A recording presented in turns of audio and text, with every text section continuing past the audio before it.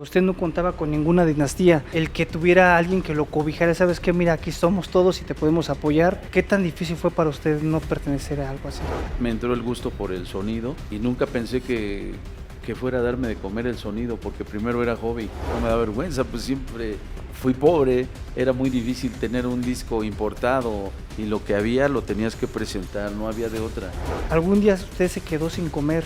O a lo mejor por comprarse un disco, a lo mejor por comprar un aparato. Uy, sí, yo siendo un chamaquito tuve que entrarle una tanda para comprar el primer aparato. ¿Qué edad tenía en su primera Pues, tanda? yo tenía como unos 12 años, pero lo que más me interesaba era ayudar, tratar de ayudar a todo aquel que tuviera necesidad de un médico, serlo yo.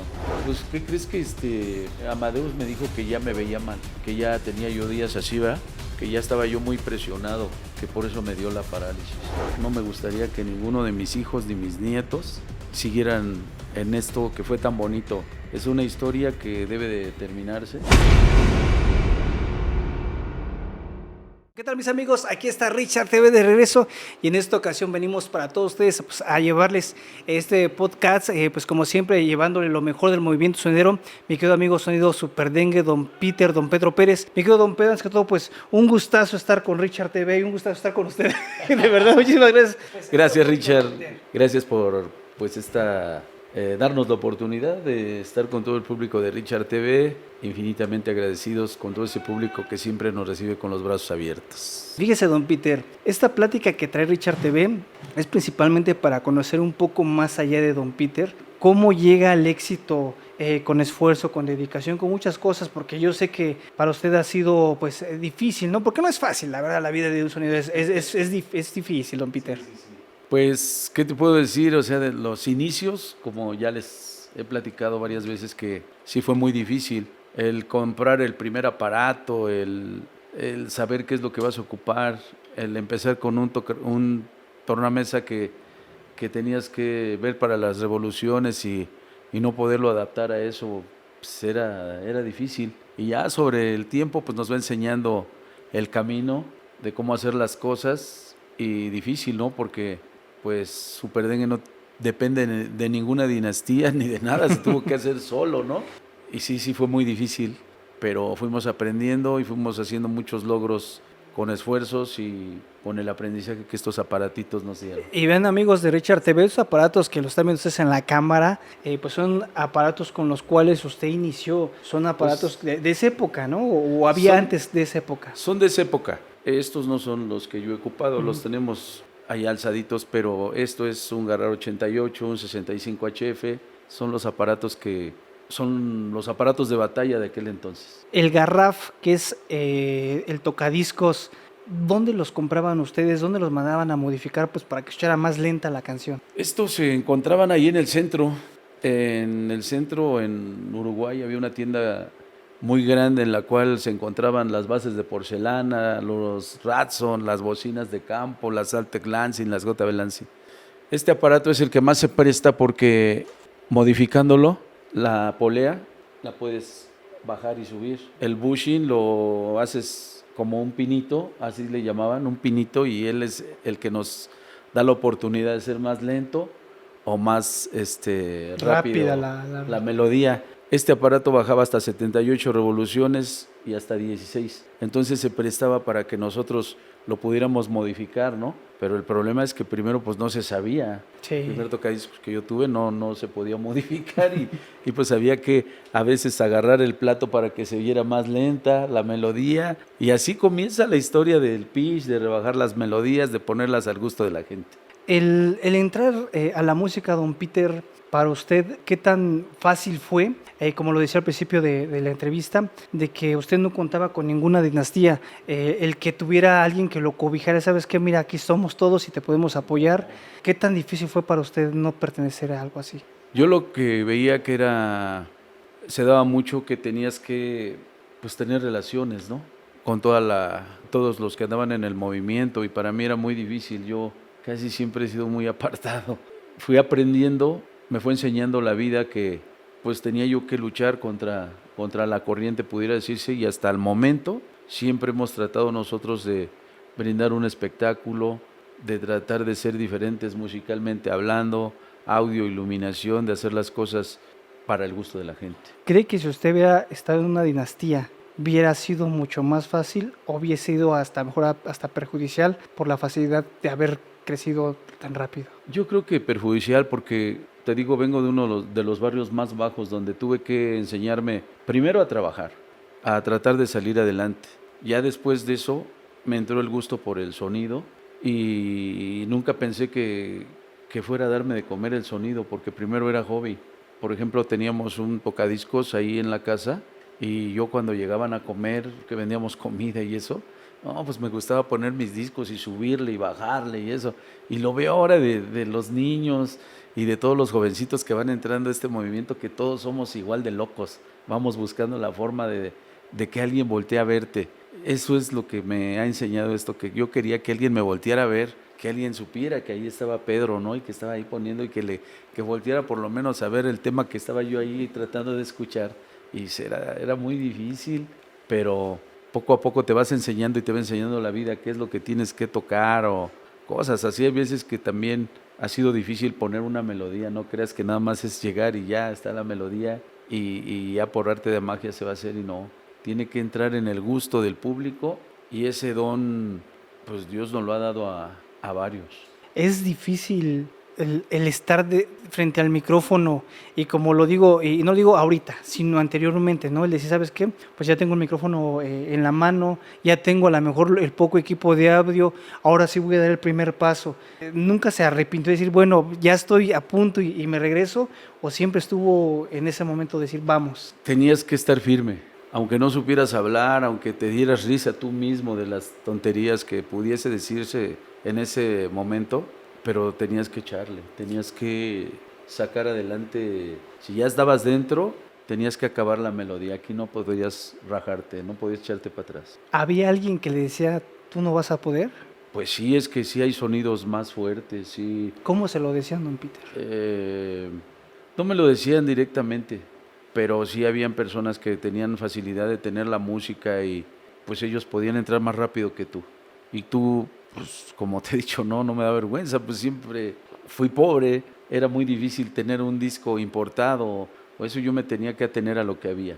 Y lo que había lo tenías que presentar, no había de otra, no puedes hacerle de otra forma porque pues no había dinero para comprar. Con broncas ibas intentando comprar una bocina, un aparato, y los discos en aquel entonces era difícil para mí conseguirlos.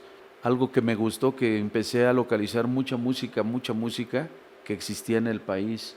Entonces yo ya no me adentraba mucho a buscar un tema importado o eso, sino que con eso es con lo que yo empecé y con eso es con lo que empecé a rifarme, no había otra. Fíjese, don Peter, algo que me causa mucha curiosidad, porque esto que usted vive desde adolescente, desde joven, sé que hemos pasado muchos, a lo mejor yo le puedo decir que también pasé un poco esa parte de la pobreza, pero a veces me gustaría preguntarle a ustedes esta cuestión, ¿algún día usted se quedó sin comer? O a lo mejor por comprarse un disco, a lo mejor por comprar un aparato. Uy, sí, no sin comer, pero sí tenías que hacer un esfuerzo bien grande para comprar un disco, para comprar un aparato. Yo, siendo un chamaquito, tuve que entrarle una tanda para comprar el primer aparato. ¿Qué edad tenía en su primera Pues, tanda? yo tenía como unos 12 años, 13 ya. ¿Y ya cómo era la pero ya tanda? estaba trabajando. No me acuerdo, la verdad mentiría. Pero sí me acuerdo que tenía que juntar una lana cada 8 días y eso para poder comprar el primer aparato, que era un aparato de bajadita, que no era el Radson, era otro antes. Y después te cuento la anécdota que me costó una bronca ese aparato. Iba yo a Tepito, ahí lo iba a comprar y en ese tiempo andaban muy de moda los agentes y te paraban y esto. Yo ya iba con una persona más grande, Manuel Corona, así se llama mi amigo. Íbamos a Tepito por él y que nos agarran los agentes, ya era tarde, eran como las 5. Apenas iba yo pues juntando para ese aparato, pues era la locura, ¿no? Pues ya vamos por el aparato, porque teníamos el de 5 botones, que es con el que empecé, pero pues ese no era mío, y ya necesitaba yo algo mío. Íbamos, me acompañó, y nos agarran los agentes. En ese entonces habían unas botas muy famosas, las cazadoras, las vendía la Canadá, Zapatos Canadá.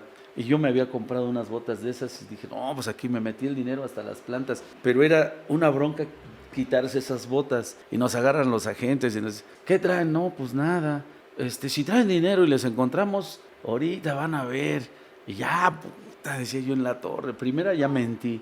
En segunda, pues eran bien gandallas los agentes en ese entonces. Pues ahí me iba quitando la agujeta poco a poco. Dije, no, pues haciendo tiempo. Dije, ya, se van a llevar el dinero. Me acuerdo que le había pedido a mi mamá 5 pesos, creo, para poder a completar. Les hablan, ¿no? No, pues se tenían que... Ya, bájense, chamacos. No, pues de volada. Y no, pues no me quitaron el dinero, pero ya no pudimos comprar esa vez el aparato. Y ya después, pues ya lo compramos, ¿no? Pero esa vez, esa es una de las anécdotas, ¿no? De los inicios íbamos a comprar el aparato y pues nada, no lo pudimos comprar. Era un aparato hechizo, pero al fin y al cabo, pues se tenía que comprar. Era necesario para usted. Tratar de empezar a hacer ya bulla. Y pues sí, gracias a Dios, se apiadaron los agentes de nosotros.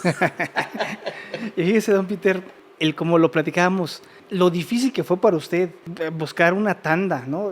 Dar poco a poco su dinero para recuperarlo. Y hay veces que sí, literal, se pasa, a lo mejor no un día sin comer, pero sí a lo mejor no tenía zapatos, a lo mejor batallaba en eso, ¿no? Sí, fue muy difícil. Fíjate que me aferro a veces a hablar del señor Juan Menchaca porque nos ayudaba mucho. Y pues como no había para zapatos, él nos daba zapatos de la chamba de sus trabajadores, nos daba chance que halláramos un parcito de zapatos. Y me acuerdo mucho que en ese entonces, pues órale, agarren unos zapatos y ya vi unos bien bonitos, de esos de casquillo, uh-huh, pero con su una costurita y se veían bonitos. Dije, no, pues estos los voleo y se van a ver diferentes. Pero me acuerdo que me hicieron unos callos en los dedos porque me los puse a fuerzas, no me quedaban. Y pues me los puse y todo. No era que no tuviera el dinero, es que había que hacer muchas cosas. Y decía yo, pues para chanclear, para andar y para esto, para lo otro, pues esos me sirven. Ahora de grande se me fueron quitando los callos, yo creo, pero porque uno ya puede usar lo que uno desee, ¿no? Pero en aquel entonces pues sí había que utilizar lo que hubiera. Fíjese, don Peter, el que Richard TV recorrió el lugar donde usted nació, donde usted vivió su adolescencia, pues me hace irme al pasado y ver que pues era un barrio, o sea, don Peter nació en un barrio, sí, pero un barrio donde literal, como decíamos, ¿no? Las películas de Pedro Infante se quedan atrás, ¿no? La verdad, es lo que te digo que, pues como sea, esa es una película y aquí es una vivencia. Y pues eso yo te lo puedo decir porque yo lo viví. Pues ver la película y recordar mi barrio y eso, dices, en la torre, qué onda, ¿no? Pues no me arrepiento de haberme hecho en ese barrio porque me dio la oportunidad de, pues ser alguien en la vida, me enseñó a trabajar, me enseñó a ganarme el sustento, ¿no? De sacar a mis hermanos en lo que yo pudiera, ayudar a mi mamá y me enseñó a ser un buen padre. El que usted batalló, el que usted vivió esa parte, ¿qué trabajos tuvo antes de ser don Pedro Pérez Superdengue? ¿De qué trabajó? Aparte de vendía, dice, ¿no? Con su señora madre. Primero se nos dio el andar en los burritos, pero los primeros burritos de aquel entonces que un tío mío tenía, pues nos pero burros, animales, sí, para ir a traer la rebaba, sacar las basuras de las empresas y todo eso, y de ahí escoger el cobre, el bronce, la rebaba, agarrarla con las manos, las bolas de maraña se llama, lo que sale del fierro. Te arañan, ¿no? Sí, pero primero sí te cortas, pero ya cuando eres mañoso lo agarras y lo subes, o sea, eso no hay de qué. Y la rebaba, la molida con pala, a cargar los camiones y todo eso desde chavito, pues vas aprendiéndolo y no hay que te quite porque tenías que trabajar. O sea, desde chavillo, pues a trabajar en eso. ¿Y qué más trabajos tenía don Peter? Después de la chatarra, ya me metí con la familia Aro a hacer cajitas de pañuelos que se vendían mucho, eran para los ricos en aquel entonces. A mí me tocaba hacer la mica con un troquel, con mi piecito y a darle forma, hacer 1000, ¿no? O 200, 300 y luego con la gomita en cada puntita pegarla, darle el doblez y hacer la tapita de la caja de cartón. Ya me dieron la oportunidad de trabajar y ya en la semana trabajaba yo con esos señores. Primero pues empecé a barrer la calle, a lavar el barandal, a limpiar la popó de los perros y todo. Tenían unos pastor alemán que... ¿Cómo hacían del baño? Sí, y a limpiar, pero era un caserón. Y ya después me fueron dando la oportunidad de trabajar en la casa con la señora. Ahí tenían una dobladora y ahí empecé. Y ya después me fui a la fábrica, ya empecé a trabajar ahí. Me empezó a gustar lo del sonido y de ahí empecé ya a tocar. Pero después pues había pues que seguir adelante, ¿no? Y yo decía, híjole, el sonido, ¿qué hago? Esto, lo otro. Yo quería estudiar y ya me empezó a gustar el sonido y dejé el estudio. Entonces me castigué yo mismo porque dije, ¿no quieres estudiar? Pues ahora a trabajar, al sonido y a todo. Y por ejemplo, en la escuela, ¿hasta qué grado estudió don Peter? Hasta tercero de secundaria. No pude más. Mi mamá no tenía la oportunidad de ir a checar las boletas y todo eso porque tenía muchas cosas que hacer. Entonces yo me tenía que enfrentar a la vida solo y era bien difícil. Desde la primaria mis boletas no tienen ni una firma. O sea, solito, sí. Solito me tenía que rifar. Y la vida pues así me fue enseñando a luchar, a tratar de ser alguien en la vida. Y como te decía, yo quería estudiar para ser médico y ayudar a todo aquel que yo pudiera ayudarlo. Yo quería hacer esa parte de mi vida importante, ¿no? Ayudar a todas las gentes que no pudieran pagar su médico, yo ayudarlas. Aparte, pues sí trabajar para mi sustento, pero lo que más me interesaba era ayudar, tratar de ayudar a todo aquel que tuviera necesidad de un médico, serlo yo. Pero no pude. No pude, se dedicó No. al sonido, que fue lo que mayor le gustó, porque el sonido sí que es nacer con la sangre de la música. Y dedicarte. Y dedicarte y vivir esa pasión, ¿no? de sonido, porque muchos quieren ser sonideros, pero es difícil y usted pues vivió esa etapa, ¿no? De decir, ¿sabes qué? Decido el sonido y ahí me dedico al sonido, pues. Me tuve que dedicar en cuerpo y alma al sonido porque vi que comenzaba a funcionar. Y como te digo, me gustaba desde antes, me gustaba la chatarra y todo eso. Yo decía, aquí hay forma de vivir. Y me decepcioné cuando me lastimé de la columna vertebral.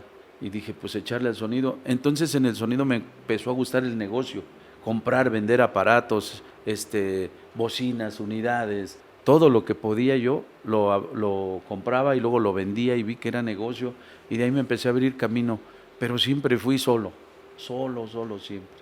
Y don Peter, cuando empieza a abrirse ese camino solo y decir, voy a dedicarme al movimiento sonidero o dedicarme a comprarme mis aparatos, el ir y vender, y decir, ¿sabes qué? Voy a ser pues ya sonidero. ¿Cuánto tardó de crecer de su trompeta que encontró en la basura? Poco a poco ya comienzo a trabajar ya en forma y comienzo a hacer negocios y eso, y me comienzo a hacer de mis cosas, ya a trabajar más fuerte. Ya me dieron la oportunidad de trabajar en la empresa, vaya, y ya comienzo a comprar mis baffles, mi cámara de eco, bocinas, pues no había para una JBL, pues comprar otra que funcionara más o menos. Si compré el primer aparato que se quemaba de las bases, pues compré después este aparato que trae bases de porcelana, si ves de ahí se ve, esas blancas es porcelana, ya no me fallaban tanto. Entonces empiezo a vender aquellos, comprar este que es mejor, después me cae otro y empiezo a hacer movimientos. Me hago de mis primeros baffles que los fabriqué yo mismo y luego de otros y luego ya de esos profesionales que salen en la foto. Ya después te cuento otra anécdota. Dejo ese sonido, vamos a una fiesta de unos de mis familiares, algo así. Y llego y mi casa abierta, ya la de allá de por Prado Vallejo, ya se habían robado la trompeta cromadita, el aparato, todo. Ya me habían dado el primer robo. No, pues ya, eso lo teníamos entre un amigo y yo, José Luis. No, pues ¿qué pasó? Pues ya nos robaron. No, pues es que esto era mío y acá, ya de ahí nos separamos ya. Y ya, pues a conseguir las cosas y a tratar de cumplir. O sea, el dengue Ajá. Empezó con alguien más. Sí. No fue que solo. No podía yo solo. No, pues era bien difícil. O sea, comprar un aparato es como hoy comprar, pues no uno de los aparatos así carísimos, ¿no? Pero en aquel entonces sí era muy difícil hasta un Radson. Digo, los que ya estaban bien encarrerados podían tener 1, 2 o 3 porque tocaban diario. Pero yo que no tocaba diario. ¿Cada cuándo tocaba? Pues era muy difícil, los fines de semana, y cuando te empiezas a dar a conocer, comienzas que para el compadre del amigo tal, que para esto, para el otro, y lo que pueden, pues te van dando hasta que vas subiendo, te vas dando a conocer y ya comienzas a cobrar y comienzas a hacerte, ¿no? Pero sí, el inicio fue muy difícil. ¿Cuánto usted llegaba a cobrar? ¿Llegó a tocar gratis para que lo conocieran? Pues sí. Ahí cuando te digo el 15 de septiembre que agarro, creo es la antigua Azcapotzalco, la villa, pues ahí sí se tuvo que tocar gratis para darse a conocer. ¿Qué le dijeron? ¿Véngase a tocar o No, cómo pues fue? es que teníamos que hacer un equipo entre como 3 personas para poder hacer Juntar el algo, ¿no? audio. Sí, juntarlo, pero el que se aventaba la bronca en hacer la conexión para que funcionara todo era yo. Y ese era darte a conocer y de ahí funcionar. El conectarse a la luz nos platicaba, o no, yo sé que los soneros actualmente lo pueden llegar a hacer algunos, que se suben al poste, se conectan y de ahí, don Peter le tocó hacer eso, conectarse Claro. a la luz. Yo subirse al prefería manejar. Yo prefería subirme al poste para que no se fuera a accidentar alguien de mis chalanes. El hombre trompeta y esos sí eran buenos, pero ellos eran para poner la trompeta. poste. ¿Cómo el Y hombre todo. trompeta? Los hombres trompetas ¿Así se eran les los decía? que sí se podían subir en un poste, agarrados de las manos, o si no había escalera, buscar la forma para poderse subir al poste. Pero la luz, ya cuando creces, ya cuando el sonido ya es más grande, no, yo no dejaba a nadie. Yo tenía que hacer la parte de la conexión de la luz. Estando la luz conectada por mí, yo ya era tranquilo, pero dejar a alguien, no, yo asumí esa responsabilidad. Y los que me dicen los hombres trompeta, Los hombres trompeta son los que colocaban la trompeta, les tocaba la parte de subirse a la trompeta y tú dirigirlo desde acá, desde el Ratson. A ver, quiero que venga esta línea, ahí, para acá, no, pues para acá o para acá, y tú tenías que dirigir para que el oído y llenaras todo el lugar que ibas a ocupar. ¿cuántas trompetas ocupaba un sonido? Se empezó con 2 trompetas, con una. Yo empecé con una. Después 2, después ya que se requería el tono grave. Y es cuando empiezas a usar 2 Ratson o un Ratson y un... Comenzaban también los aparatos de transistores en ese entonces. Y yo comienzo a hacer pruebas. Y yo decía, no, pues el Ratson es de bulbos, el 65HF lo oigo mejor. Y el otro se oye más sólido, ¿no? Pues un transistorizado. Y era más sólido el sonido de transistores, y yo comienzo a hacer la separación yo estoy hablando de mí, en los demás no sé cómo le hayan hecho. Yo comienzo a investigar esos tonos y a mí me gusta el transistor y lo agarro para las trompetas, pero se me quemaban y decía, híjole, ya hasta que encontré una persona y me dice, ¿sabe qué? Le arreglan todo mal, vamos a arreglarlo como es, le voy a cobrar una lana y le voy a dar una garantía. Ay, ¿a poco sí? Sí, pues me veía con mi bolsita ahí esperando a don Benito y a todos que me arreglaran mis aparatos. Y pues cuál, pues había una cola, habían muchos de preferencia, antes que uno no contaba.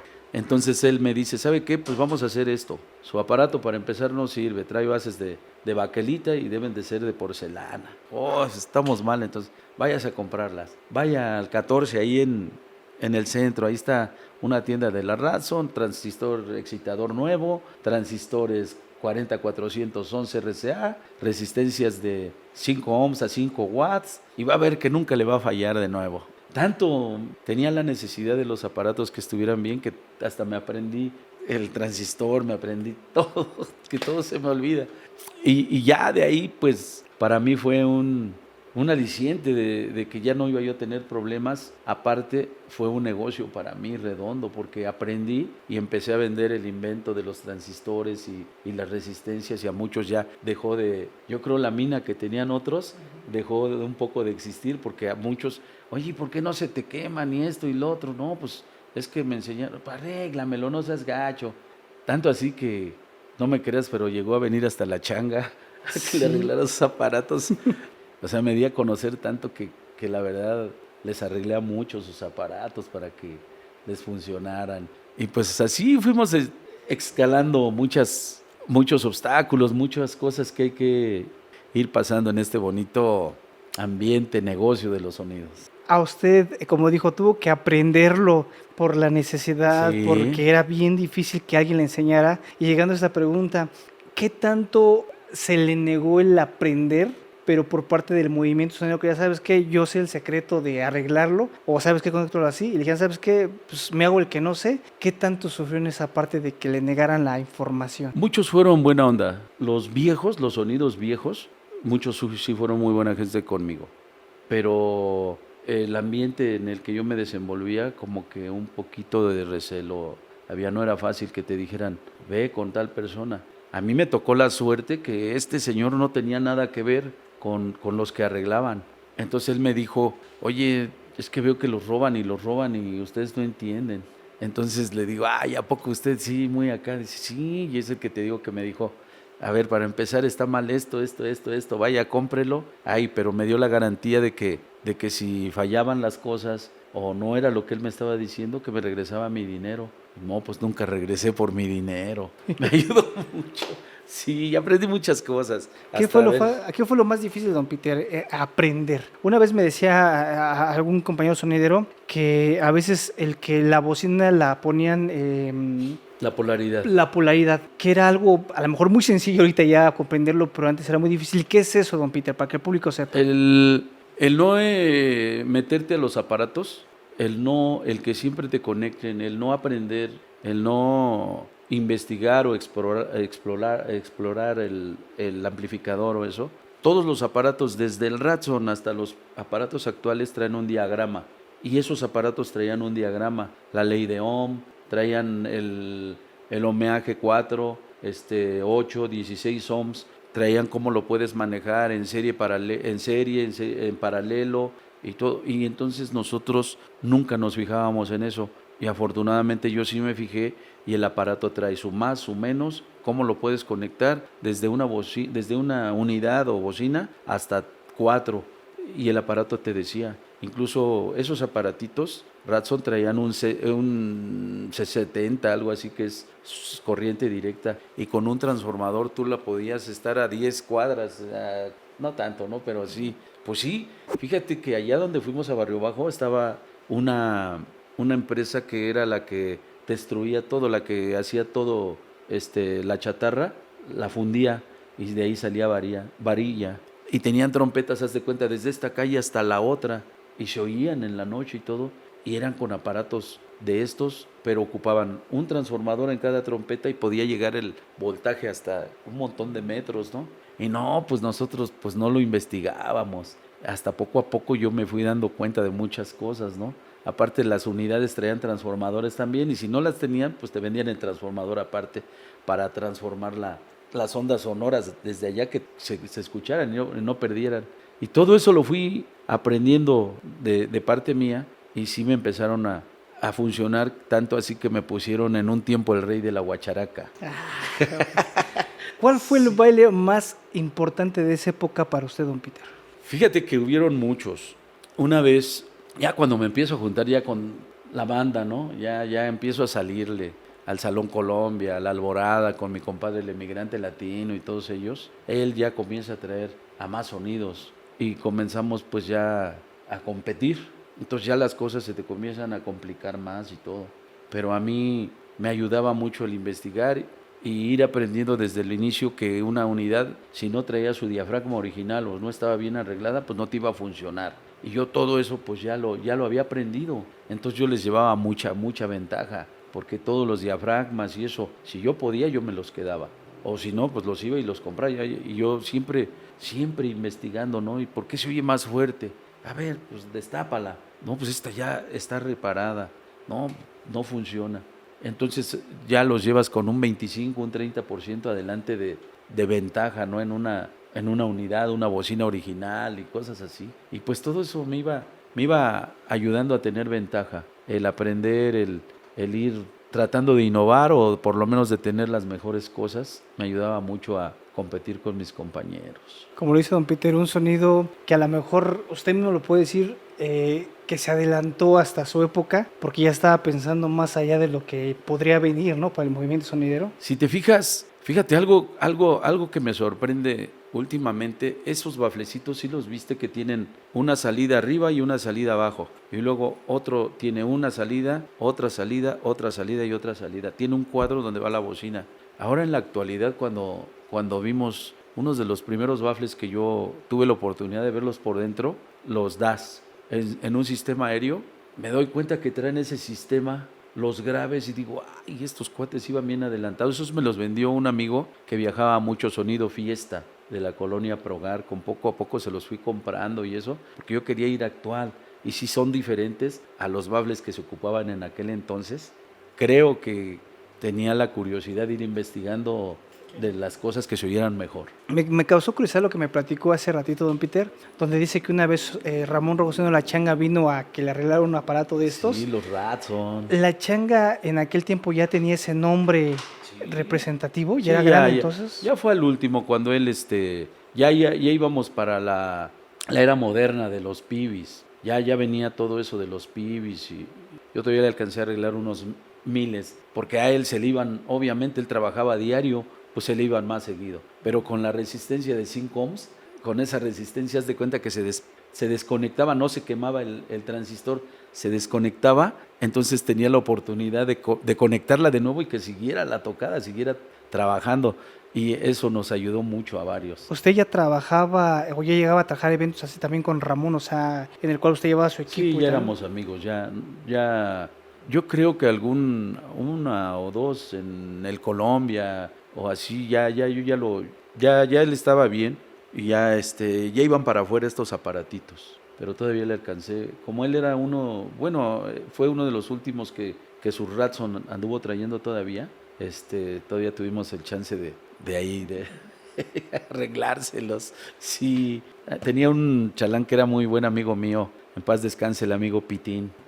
Es su hombre trompeta, era de él, muy bueno. Sí. Eran difícil conseguir a los hombres trompeta por lo que Sí, veo, ¿no? porque tenían que tener agilidad para subirse a los postes, acomodar la trompeta y dejártela a como tú la pedías. Era difícil. ¿Quién ganaba mejor? ¿El trompetista o el hombre trompeta? ¿El que conectaba el audio, el que conectaba la iluminación? ¿O hasta el dueño o ese que menos ganaba? No, Richard, ¿Quién ganaba más? Ahí no había iluminación todavía. Todavía no existía la iluminación. No, ya despuesito ya empieza la era moderna. Pero en esa parte, ¿quién ganaba más, ¿Qué don crees? Peter? Que yo creo que ahí, a lo mejor ellos que tocaban diario sí les pagaban, pero ¿qué crees? Que había una parte que es increíble. Los chavos iban por una cena. Nosotros, haz de cuenta que podíamos irnos a las 6 de la tarde y a las 8 de la noche ya estaba funcionando el sonido. Entonces acababan las tocadas a las 10, 11 de la noche, ya estábamos en la oficina, en la Progar, comiendo tacos, ya estábamos con Barto, ya estábamos con todos ellos, con unos tacos, ellos estaban más que pagados. Ellos lo hacían por amor, muchos chalanes en ese entonces, porque todavía tenían la oportunidad de irse a trabajar. Y entonces nos podíamos ir y en una hora máximo ya estaba el sonido jalando. Era rápido, la trompeta, ya cuando eran 2 o 4, pum, pum, pum, pum, el bafle, porque ahí todavía no hay roperos, ¿eh? La época de oro es esta es la más bonita. Los roperos, eso es ya más actual, eso es después. Esa no es época de oro. Los roperos, las trompetas así con raconas, no, eso no. La época de oro para los amigos que nos ven de otros países, comentarles que fue un momento donde el sonidero aparecía en radio, aparecía en los discos de acetato, aparecía en los periódicos, aparecía en todos lados en la época de oro. ¿Qué era la época de oro para usted, don Peter? Pues es ya cuando comienza una fiebre de esto. Haz de cuenta que tú ya comienza Radio Voz, todas esas estaciones a tomarnos mucho, pero mucho en cuenta, y empieza la locura, los saludos, esto, lo otro, pum, pum, pum, pum, y se empieza a hacer un degenere, todo esto de los sonidos. Entonces cuando ya empieza la locura de los sonidos, pero comienza en los Ratson, no nada más en los roperos y eso, comienza con esto. Esto es lo que comienza a ser el movimiento más grande de los sonidos. Ya después, pues todo se tiene que actualizar y viene don Roberto Herrera con los Ratson, con los Pibis, la MR7, el ecualizador negro, y ya ves un monstruo, dices, ¿ahora esto qué es? ¿Ves cómo trae una caja de unidades Atlas y quemándolas? ¿Por qué? Porque no sabía en ese entonces cómo se manejaba el voltaje de ese aparato que ya era más grande, ¿no? Y por eso meten las raconas, metemos las raconas porque eran de más aguante y ya las empiezas a poner en un poder y ya en lugar de un Ratson, un Ratson no las llena.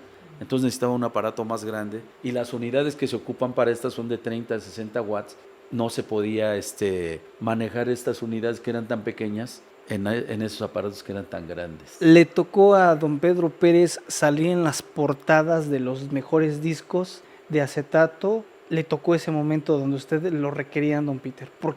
¿Cómo es que usted llega a los discos? Esa época fue bien bonita, pero bien rara. Muchos sonidos eran sonidos sin sonidos, nada más iban por los discos y la verdad a mí me daba pena. Entonces yo me acercaba y eso, pero incluso fíjate, otras personas recogían los discos por mí. O sea, que era yo penoso y eso, pero yo llegaba y veía muchas personas que realmente ni tocaban, ni tenían sonidos, pero tenían ¿Qué tenían, don Peter? que le caes bien al empresario o a los que estaban encargados y nada más porque les caía bien, les veías y salían con su montón de discos. Y yo deseando discos, ¿no? Para echarle ganas y no, pues no me fumaba. Pero ya me conocían muchos, Luisito, Tacuba y varios. ¿Qué, Pedro? ¿Y qué? Están recogiendo tus discos y esto. No, pues no hay bronca. No, ¿cómo no hay bronca? Vente, vamos, y esto y lo otro. Ya ellos me presentaron y él es el dengue, no es otra persona, él es el que le... ¿Cómo? Pues si esa persona dice que... No, y ahí fue cuando ya cambiaron las cosas. O sea, que alguien... Recogía la promoción por parte mía. Sí. ¿Y lo cachó? Sí, sí. ¿Y qué sí, le sí. dijo? No, pues nada, no. Siempre he sido muy relax. Pero pues, ¿qué crees que cuando no te has ganado las cosas no las sabes valorar?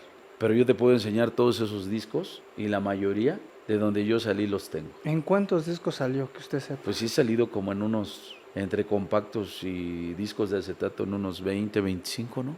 Más o menos. ¿Alguna vez le llegaron a pagar por su imagen en los discos? No existía eso. Todos lo que queríamos era publicitarnos, crecer, que nos conocieran. Eso es lo que queríamos todos. Y quizá las empresas en aquel entonces abusaban, ¿no? Pudiese decirse, ¿no? O sea, porque pues no habían regalías, no había nada para nosotros. Y nosotros salir en una portada era una satisfacción. En algunos Tequendamas y en los Titanes de la Salsa casi salimos, o salgo en todos casi. ¿Cuál cree que de los discos que usted ha salido el más representativo? Hay un disco que me llama mucho la atención a mí, donde salen todos los cuadritos de las fotos de los sonidos viejos que trabajábamos con Radson. Es el que más a mí me gusta. Son 2 volúmenes. Ese disco es uno de los que más me llama la atención a mí. Y hablar de la música, don Peter, porque sabemos que usted es un conocedor inalcanzable, que le gusta la música, que usted estudia mucho la música. ¿Cuál es el ritmo que más le gusta a usted del género? A mí me gusta todo el tipo de música. La más hermosa de los años 60, 70, la música que no tiene nada de maldad, me encanta. Ya después comenzamos a meternos en pues la salsa, la guaracha, que también es lo que más se manejaba en donde yo comienzo a hacer mi historia, ¿no? Las guarachas. Pero lo que más me llama la atención es la salsa pesada. Luego me río y me acuerdo mucho que Eddie Palmieri es un disco que lo encontrabas en cualquier tienda, en cualquier lugar lo encontrabas, ¿no? El Gran Combo, todo eso, pero me llamaba mucho la atención Eddie Palmieri. Y me acuerdo que yo siempre tenía el disco de Vámonos Pa'l Monte, nacional, lo llegué a tener importado y que ya creo lo tengo ya. Entonces me llamaba la atención el tema, yo lo quería poner y no, pues no lo bailaban y decía yo, ¿qué onda? No sirvo, ¿qué? Pero a mí me llamaba la atención el ritmo y me empecé a dar cuenta que a mí lo que me empezaba a llamar la atención mucho era la música más actualizada, más descarga, más todo, ¿no? Me gustaba Eddie Palmieri, me gustaban así muchas agrupaciones que en la mente ahorita no podría... ¿Dónde compraba su donde música? sea, donde se habían, para suerte mía y de que los que no me quisieran decir dónde llegaba la música importada y todo, habían muchas tiendas de discos. Habían tiendas donde vendían como Parisina ahora. En aquel entonces habían muchas tiendas que se llamaban Telas Blanco. Ahí encontrabas todos los discos Sonar y Panar, pero un montonal de cumbias bien bonitas y todo ahí las encontrabas. Yo ahí iba y me agasajaba. Piano y timba, todas esas rolas de aquel entonces, el marranito, el cubanito, temas que ni mencionan ahora. Todo eso yo lo encontraba ahí.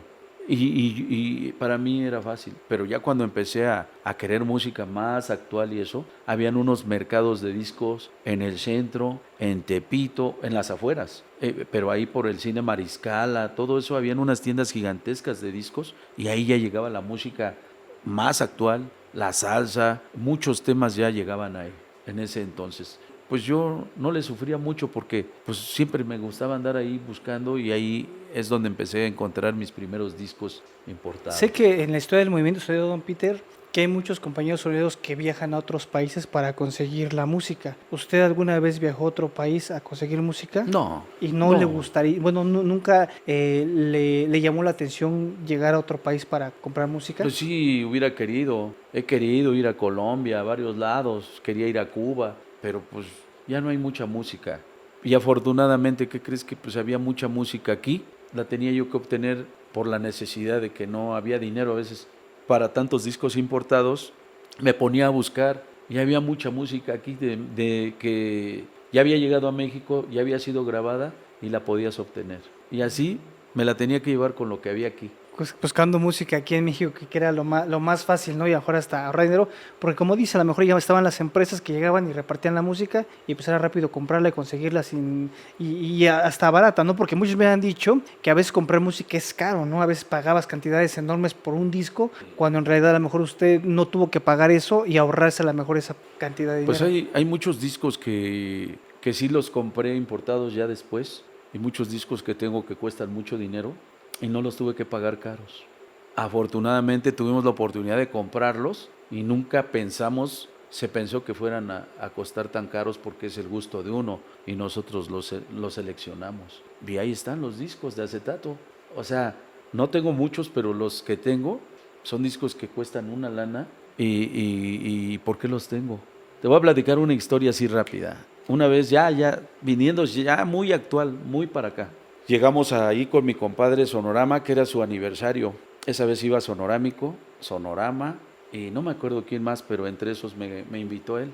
Entonces, esa vez, don Manuel era muy celoso con su música, y la música, la fuerte, siempre la traían acá en Cargando. el brazo cuando llegaban para ponerla. Entonces, en algún momento que platicamos don Manuel y yo, dice que le sorprendía el haberme escuchado las fiestas, el haberme escuchado Negra Chunga, el haberme escuchado algunas melodías de las más fuertes. Le digo, pues es que, por ejemplo, las fiestas, pues existió en México. ¿Cómo? Sí, pues estaba en Fontana Nacional el disco y pues yo por eso lo tenía.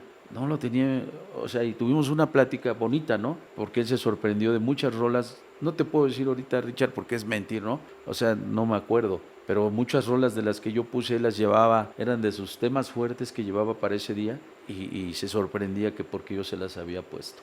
Entonces, había muchos discos que los hay en nacionales y que no hay necesidad de viajar. Si aquí imagínate nada más, o sea, muchos que no lo reconozcan o que no hablen de eso, pues eso ya es su bronca, pero si México era el trampolín al mundo de la música, obviamente teníamos que tener aquí la mayoría de cosas, tenían que llegar aquí para poderlas proyectar, la radio o los lugares donde tenían que difundir la música para que se diera a conocer. Siempre decían que México era el trampolín hacia el mundo respecto a la música, pues debíamos de tener cosas buenas aquí. Don Peter, hablando de dinastías, como usted lo mencionó al principio, tenemos a las dinastías del Peñón de los Baños, dinastías de diferentes lugares. ¿Don Pedro Pérez tiene dinastía detrás de usted? No, nunca tuvimos a nadie. ¿Por qué, don Peter? Le gustaba a algunos de mis tíos, pero es como te digo, tenían su Radson con tocadisco integrado para poner su música en su casa y ya. Pero me refiero de que usted, de que ya ahorita ya es, ¿depende de alguien? de que ya, ajá, no, de que usted ya es, ahorita tiene un nombre, ya es una persona conocida, usted no ha hecho su dinastía. No. O sea, no veo que alguien alrededor que diga yo soy apellido Pérez y pertenezco a esta dinastía. No, yo creo que fue una historia muy bonita, pero no me gustaría que ninguno de mis hijos ni mis nietos siguieran en esto que fue tan bonito. Es una historia que debe de terminarse, debe de servir de ejemplo para mis bebés. Quiero que sean ellos alguien en la vida y que todo lo que se sufrió, haz de cuenta que esa cadena ya se rompa, porque pues tuve que llegar a esto yo por lo mismo, por mi pobreza. No quiero que mis nietos, perdón, estudien y que mis hijos no agarren esto. Que sí, una empresa de iluminación, de lo que sea, pero No está detrás en del el micrófono. sonido no. Audio, iluminación y eso, pues ya estamos dentro. Pero mis nietos sí, yo quiero que sean otra cosa, que no tenga nada que ver en esto. ¿Por qué, don Peter? No me gusta, no. Fue bonito una época, pero la otra ha sido sufrida, y no me gustaría. Una ocasión vimos que usted tuvo un problema y se enfermó y yo me imaginé que iba a poner a alguien como locutor no a trabajar y vimos que fue una persona, creo Mr. Luna, creo me va a parecer, fue que estuvo en una ocasión trabajando como locutor de usted. Ha habido ya personas que a lo mejor han dicho, ¿sabes qué? Yo quiero ser parte de Superdengue. A lo mejor si usted no tiene el tiempo o el espacio, ¿se ha llegado gente a acercársela a esto? No, sí hay personas que quisieran, pero ¿sabes por qué me enfermé? Me enfermé por esto, es una presión muy fuerte que quieres darle todo al público, quieres quedar siempre de lo mejor. ¿Qué le pasó, don Peter? No Es nos enteramos. presión, teníamos muchos compromisos, íbamos a la Merced, teníamos un compromiso en Cuautitlán Izcalli, llegábamos, aparte de que nosotros, mi hijo y yo planificamos todo antes de, cuando las producciones tienen que ser diferentes, cuando los eventos son fuertes, tienes que tener pues sí, un pensamiento muy diferente al normal de cada día. Tenemos que hacer una logística totalmente diferente de cómo se va a colocar, desde hasta qué vamos a tocar. A mí me toca esa parte. Aquí nos pasábamos noches enteras hasta la madrugada planificando todo eso, ¿va? ¿Cómo le vamos a hacer? Y el Pilos ya en otro lado. ¿Qué crees, Pedro, que no nos podemos colocar como esto? ¿Cómo? La primer presión. Entonces todo eso llega el momento en que no descansaste bien. Es una presión, que no, el compañero no se perdió en un tiempo el respeto y todo. Entonces no había ni una forma de cómo colocarse, ni nada, es que esto, lo otro, y todo eso es una presión. Y nosotros queriendo dar al público lo mejor, no tienes la oportunidad. Entonces era tanta es presión, como el COVID, ¿no? Lo inventaron para eso, para que te agarraran y eso, entonces, así lo mismo. Ya era mucha la presión y ya me veía yo mal. Ya 2, 3 veces en la noche ya estaba yo así y ya moviéndome para el frente. Yo decía, ¿qué onda? Pero era la presión de tanto que teníamos en la mente querer hacer las cosas bien, que eso es lo que yo pienso que me llegó a ¿Qué le dijo el perjudicar. doctor? Pues, ¿qué crees que Amadeus me dijo que ya me veía mal, que ya tenía yo días así, ¿verdad? Que ya estaba yo muy presionado, que por eso me dio la parálisis. Ver a mi hijo que se iba solo y yo desde la ventana y llegará, ¿qué horas llegará? Y eso, y estarlo esperando, era más la presión. Por eso tuve que rifarme y meterme así, todo mal todavía, me tuve que, pero haz de cuenta que fue un alivio, pero no me podía componer de una mano. Y un día fuimos a tocar lejos y iban muy pocos chalanes, dije, no, pues yo me voy a subir. Y no me podía componer y no me podía componer, dije, no me puedo ir, era una Navidad, algo así. No fue mi hijo esa vez. Y ya me subí y empecé a jalar los bafles, Richard. Y haz de cuenta que esa fue mi medicina para acabarme de recuperar, porque no podía, hasta que les ayudé a cargar y acomodar, fue como me pude recuperar. ¿Cuánto tiempo estuvo entonces enfermo, don Peter? Pues fácil, ¿cuánto? 2 años, 1 año y cacho. Enfermo, tirado, encerrado, 2 meses.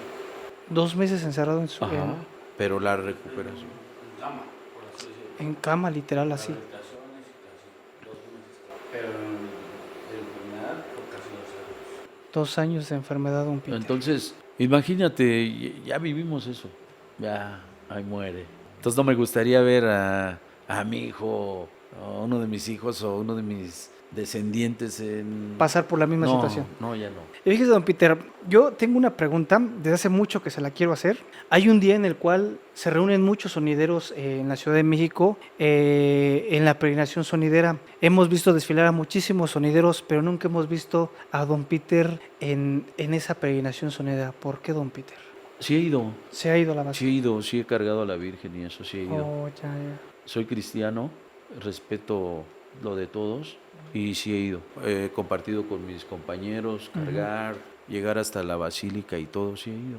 Pero hay veces que no voy porque pues es que es a veces mucho la publicidad que se ocupa y eso, y no me gusta. Mejor yo trato de respetar porque es un día especial, ¿no? Y mejor me quedo así yo.